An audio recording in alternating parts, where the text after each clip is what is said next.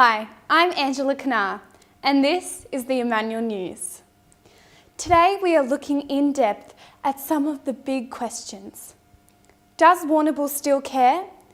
By that I mean, are the people of Warrnambool still interested in the national interest, particularly in regard to defence? We know from previous programs just shown that over the last 75 years, many people from the Warrnambool district have stepped forward when it counted. But what about now, in 1992? When the National Service was running, the selected people had the choice to serve, either 2 years full-time or 6 years part-time. The part-time service could be completed at places like the Tallalissa Barracks in Petobe Road. Reporter Annabelle Ziegler takes up this story. Thank you, Angela. I am here in Petobe Road in front of a place that most Warrnambool people know very little about. The Australian Army has maintained a presence in Warrnambool for the past century. Originally, the Army Depot in Warrnambool was part of the cavalry, linking to our agricultural past with the famous light horse regiments with an emu plume in their slouch hat. In the 60s, the depot became part of the artillery linked to the 10th Medium Regiment. In the 70s, it was then joined with the infantry as the support company of the 2nd Battalion Royal Victoria Regiment of the Army Reserve. A final change in the 80s occurred with a change of name. The battalion became the 8th 7th Battalion Royal Victoria Regiment, change linking back to the unit to the country battalions that were formed in World War I. Local people joined this unit, attending training at the depot, now named the Tallalissa Barracks on Tuesday nights most weeks, frequent weekends and fortnight camps. Training was conducted across Australia and even overseas. Many members of the unit have switched across to join regular Defence Forces after getting a taste of military service. This unit is still going now as an infantry platoon and is always interested in enthusiastic young men and women to join. Sorry to interrupt, Annabelle, but there has been trouble in Kuwait. I'm being told Iraq forces have invaded Kuwait. A coalition has been formed and many nations and Australia have provided ships to take part in a sea blockade of Iraq. This is called Operation Damask. No ground forces were sent. There was also a deployment of peacekeepers to Somalia in 1993 and to Vanuatu in 1994. Breaking news, there is unrest in East Timor. The people of East Timor are revolting against the Indonesian occupation. There is serious trouble brewing and an international peacekeeping force called Interfet is being assembled. Australian forces are going to be part of the peacekeeping force. We cross now to reporter Liam Savoury to update us on the situation. Thanks, Angela. Australia's 1999 East Timor Peace Enforcement Operation dwarfed previous peacekeeping efforts as the new nation achieved independence from Indonesia. The former Portuguese colony was occupied by Indonesia from 1975. In 1999, after 25 years of Indonesian rule, Indonesia agreed to a United Nations-sponsored referendum for independence, shortly after Indonesia's first democratic elections. In the lead up to the elections, and once the result was declared, pro-Indonesian militia launched a campaign of violence, looting and arson throughout the country. Many East Timorese were killed and almost 500,000 were displaced from their homes. As the violence remained uncontrolled, Indonesia agreed to the deployment of a multinational peacekeeping force. Then, Major General Peter Cosgrove was the force commander of Interfet in what was politically and militarily tense atmosphere. Troops included Special Forces and Elements 3RA were moved initially by air, then by sea. HMAS Jarvis Bay and HMS Tobruk left Darwin with the remaining infantry from 3RA and 108 Field Battery and B Squadron and the 3rd Cavalry Regiment. Further air deployment continued. Interfet completed all its tasks on the 23rd of February 2000. The size of Australia's military deployment fell from a peak of 5,700 at the end of November 1999 to approximately 1,600 in 2001 to 2002. Australian troops were gradually drawn down over several years after 2000. However, major rioting in Dili in May 2006 prompted more Australian Defence Force members to be deployed to East Timor as a part of Operation Astute. Troops have been gradually withdrawn from East Timor since 2006, with reservists taking over many Australian regular army roles. We cross now to Ailish Frusher, who is talking to John Stapleton, who served with the Australian Army in East Timor, and his father Peter served in Vietnam. I'm here in the Emmanuel LRC talking to two ex-CBC students, a father and son who have both been in the military. Firstly, thank you for talking to us, and could you please introduce yourself to the viewers? My name's John Stapleton. And I'm Peter Stapleton. What inspired you to get involved with the military? I was about 18 years old, I think, at the time, and Peter, my father, had been on active service in Vietnam, so it was always a part of our lives growing up, and so there was an opportunity to join the reserves in Warrnambool, and took that, and that's where it all started, I suppose.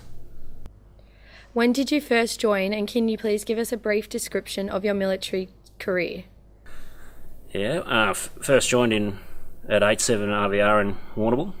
I spent about 18 months there. We did quite a few exercises and courses and things along the way. After 18 months in the reserves, I applied to join the regular army. And then I think it was about October 1990, I joined the regular army, and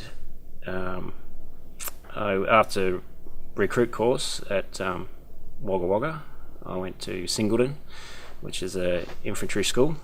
I was there for 3 months, and after that I was posted to the 1st Battalion in Townsville, and I spent the next 7 years in infantry in that battalion. While I was there, I was in Delta Company, and then did a few courses and got into support company, and in support company I was a pioneer and assault pioneer. I spent my last 2 years in that battalion in pioneers, and then I transferred down to Brisbane to the 6th Battalion, and while in that transfer I was lucky enough to get onto a reconnaissance course, and I was in recon for about 18 months, and then things started firing up in East Timor, and the battalion got the call to go to over there on a peacekeeping mission for 6 months. So I spent, we did about 6 months pre-deployment training, and then a 6-month trip to Timor, and then came back from that. We finished up about we got back from that in 2000, and then I was posted back down to Warrnambool. I ran the army barracks with a couple other guys down here at Warrnambool for the next 3 years, and after that I got out. Yeah. What ways did your experience in East Timor change you? Well, I don't think it changed me much at all. It's pretty much the same now as what I was 15 years ago, longer. But yeah, there were some good experiences over there, and it's always character building, and it always builds on friendships and the way you look at things and the way you look at the world. So, you know, I suppose you do get a different perspective of things, but as far as, you know, changing me, no, it didn't change me at all. The following is some archival footage from 60 Minutes of John's section leader discussing an attack that John's section came under whilst in East Timor. When they hit this place, it was well timed. They got in quickly, hit us hard, very aggressively, and then from there they took off. In June, Corporal Dave Hawkins and his patrol were overnighting in this small village near Ballabo, half an hour from the West Timor border. They'd had a hard day. Most were asleep, but sleeping inside this building rather than outside, as previous patrols had done. Just after midnight, the militia attacked. The first grenade went off just outside the window. And so presumably the glass goes smashing in? Yeah, it blew all the glass and the fragmentation from the grenade. Also there was a timber frame around the window. A lot of that also flew in. You'll see on some of the walls and above the roof here. Is that a bullet hole? That's a bullet hole up the top, and on the back wall is more fragmentation. They were very lucky. Behind this fence, the militia hurled 6 fragmentation grenades, all exploding where previous patrols had slept. For days, the militia had been watching their routine. If the Australians hadn't changed it that night, they'd be dead. It was just a miracle that no one was hit because of the amount of frag and debris from the timber and the windows. Basically, we had to get to them. They were attacking us. We thought we were getting overrun, and we just had to get to them before they got us. It was a classic hit-and-run attack, the militia disappearing into the night before the Australians could get to them. How did you entertain yourself when not at work? Always into sport and family and stuff like that. So we a young family that were growing up through when I was still in the military. So I spent most of the weekends with them and yeah, that sort of thing. But, the army was always a part of it too. Like, it's pretty much a family while you're in there. You if you're not at work, you still sort of hang around with your mates, which you work with anyway. So they were always there on the weekends as well. Peter, what was your experience with the military? Well, my experience with the military started with national service. It was all worked on a ballot system back then. The birth dates dropped out like Tatslotto marbles, and if your birth date came up, you were conscripted into the army. No choice, no recourse. I did the same as John, had 3 months in Puckapunyal recruit training, in Singleton Army School of Infantry for another 3 months, and then I joined the 7th Battalion and another couple of months training with them, and then we were shipped to Vietnam in April 1967. We had 12 months deployed over there as an infantry battalion, in which we did regular exercise training and operations, last anything from 1 day through to 21 days on operation at any one time.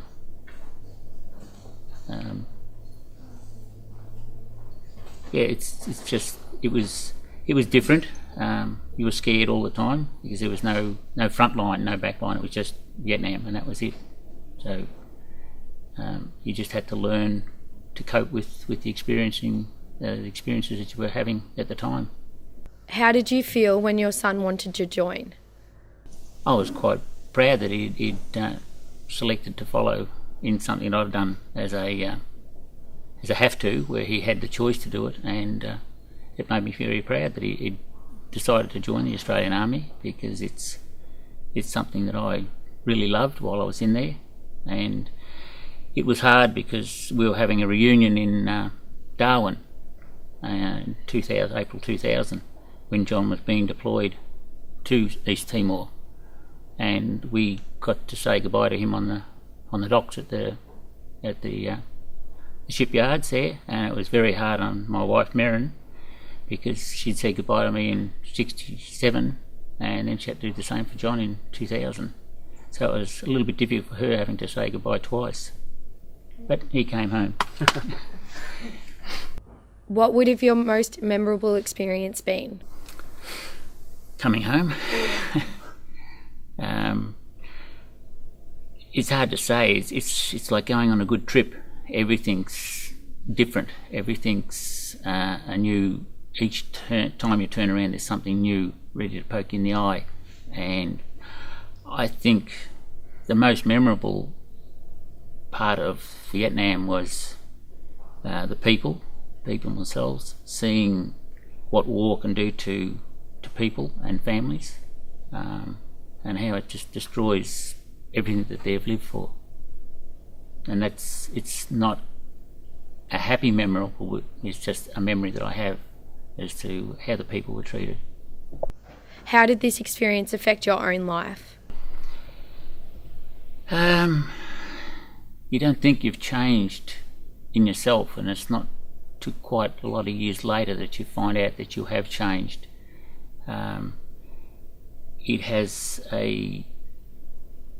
War seems to have a big burden on top of anybody that goes, and a lot of times you don't realise that burden is there until it comes right up and bites you. And John, how did your military experience affect your life? Well, we're on a peacekeeping operation rather than war, so it was a fair bit different, a lot different than Vietnam for sure. So the pressure that we were under were nowhere near as what the guys experienced in Vietnam compared to what we experienced in East Timor. Sure, there were some situations where things got a bit stressful or a bit hairy, shots fired and stuff like that, but nowhere near anything like Vietnam. So out of East Timor, there's been quite a bit of post-traumatic stress and stuff like that, which is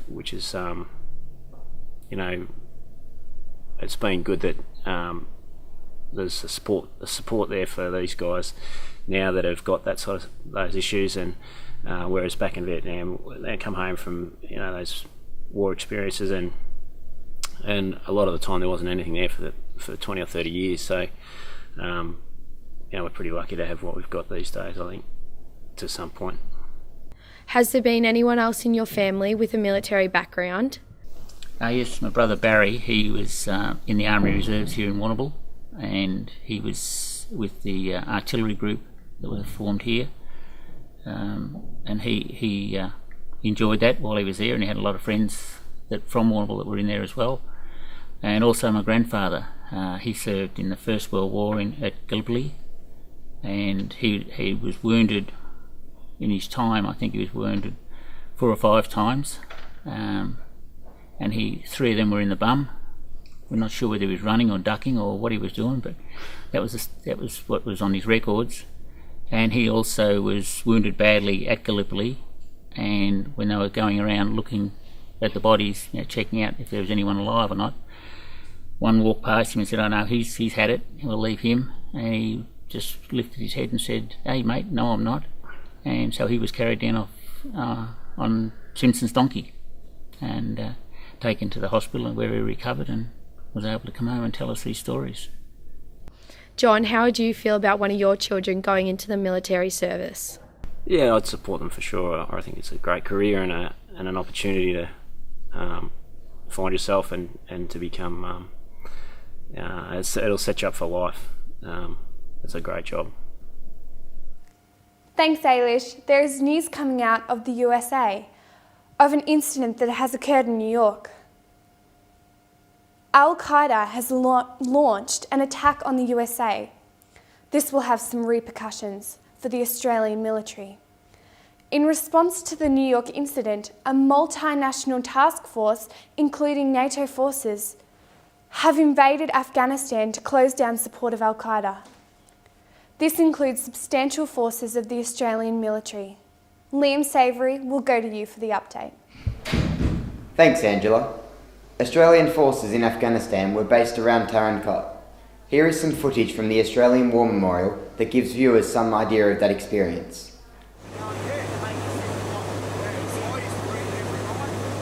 This is how Australian soldiers travelled to Afghanistan, inside the cramped and noisy C-130 transport plane, along with supplies and equipment. Many of these soldiers are beginning their 6-month deployments. This regular transport flight is going directly to the Australian base in Tarankot, which is the hub of Australian operations in Afghanistan.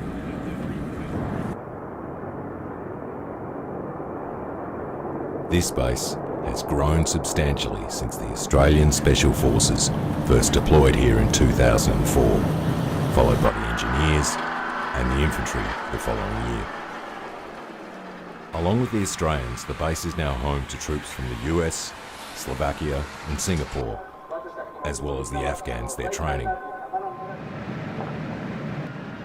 Every day, convoys like this one of Australian Bushmasters and ASLABs head out to supply patrol bases and secure roads throughout Uruzgan. We're still having IED strikes. Only a few days ago we had a couple more, but all it does is essentially just delay us for a little bit, and other than that, it doesn't affect our mission. we're still mentoring, we're still conducting resupply. The Afghanistan War has been the longest operation for the Australian Defence Force, starting in 2003, and hopefully our forces return in 2016. The extremes in terrain and condition make this particularly hard on the troops. In indication of the intensity of this conflict, 4 Victoria Crosses have been awarded to Australian soldiers, one posthumously.